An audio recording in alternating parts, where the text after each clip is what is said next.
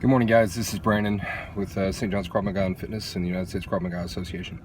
I want to do a quick video to tell you that as a firearms instructor who has taught folks from all over the world how to use pistols, rifles, everything else, I don't like guns. I'm not a fan. I'm not crazy about them. They scare me. They're designed to do one thing, and that's kill people.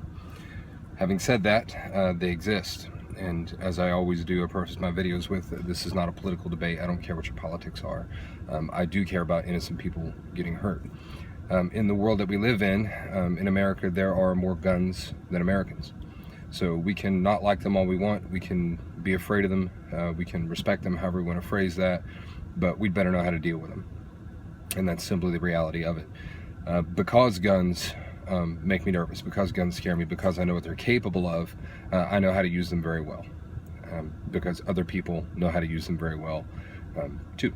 So in the history of mankind, the only thing that has stopped people from using violence against innocent people, against people that they want to kill, is violence in return. And I know that's not pleasant, but that is in fact the way it is.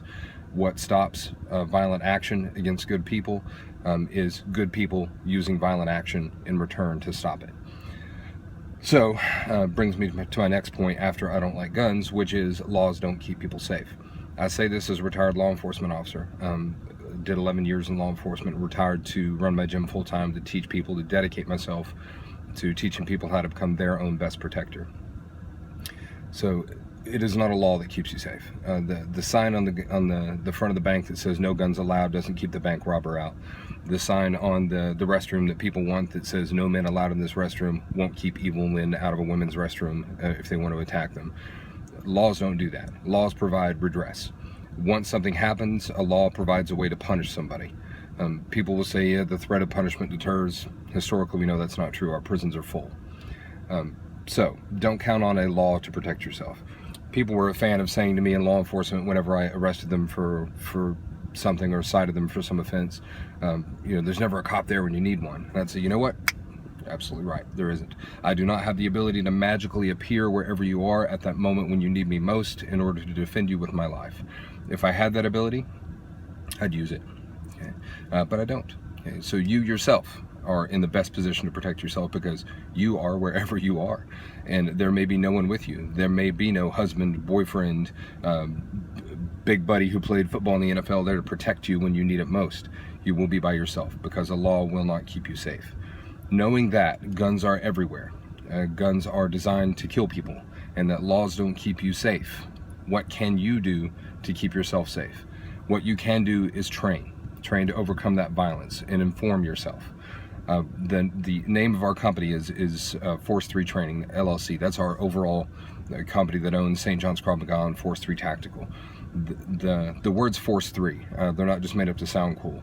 They are the basis of what I believe that I can control and what you can control in a violent encounter. And essentially those are the condition of your mind, the condition of your body, and the condition of your spirit.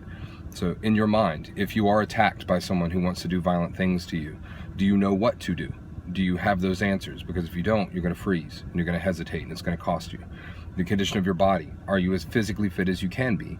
Now, physical fitness, yeah, you look better, you feel better, and that's great. But if it, God forbid, ever happens that you have to defend yourself, you want the most fit version of your body there to get that done. And then finally, the condition of your spirit. Have you talked to yourself? I'm not talking about religion, I'm talking about your spirit, what's inside of you and what motivates you. Have you determined, can I take a life if I need to? Can I harm another person if I need to stop them from harming me? And have I trained myself to push through confusion, exhaustion, fatigue in order to get that done?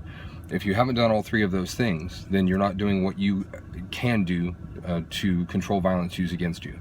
Because as somebody who wouldn't go out and do violent things, wouldn't start a violent thing, I don't get to pick the time and place. I might be in a Publix, I might be in my kid's school, I might be at a nightclub, I might be anywhere, and I don't get to pick when that time and place is because I'm a good, decent person. I would have to react to that violence.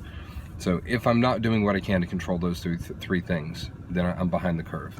Back to guns real quick. When we train with firearms, this is my approach to it. When I go out and train with firearms, and I'm very good with firearms, I could pick up any modern firearm and make it work. Again, they make me nervous. I'm not crazy about them. When I go to the range, I don't go to play.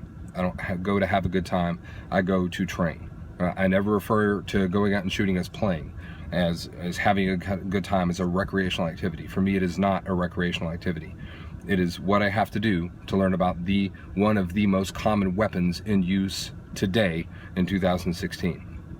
Whether it's an assault rifle, and don't get me started on assault rifles, but most of the weapons used in mass shootings have not been assault rifles, they've been semi-automatic rifles, or whether it's a semi-automatic handgun. If somebody comes into a mass of people who are in close quarters, it doesn't matter if it's a rifle or a handgun, he's going to be able to get a lot of rounds off, he's going to be able to get them off fast.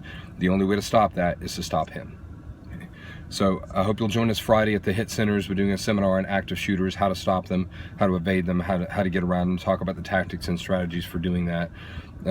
Hopefully you'll never find yourself in that position. Odds are you'll never find yourself in that position, and you won't be a victim of a horrible act of violence like that. But God forbid you are, and you don't have your mind, body, and spirit conditioned to get through it.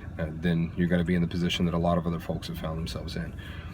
That's our mission: save innocent people, teach them to be their own best protectors, and how to save themselves.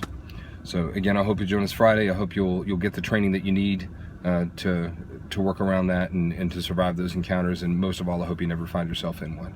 Until next time, stay safe.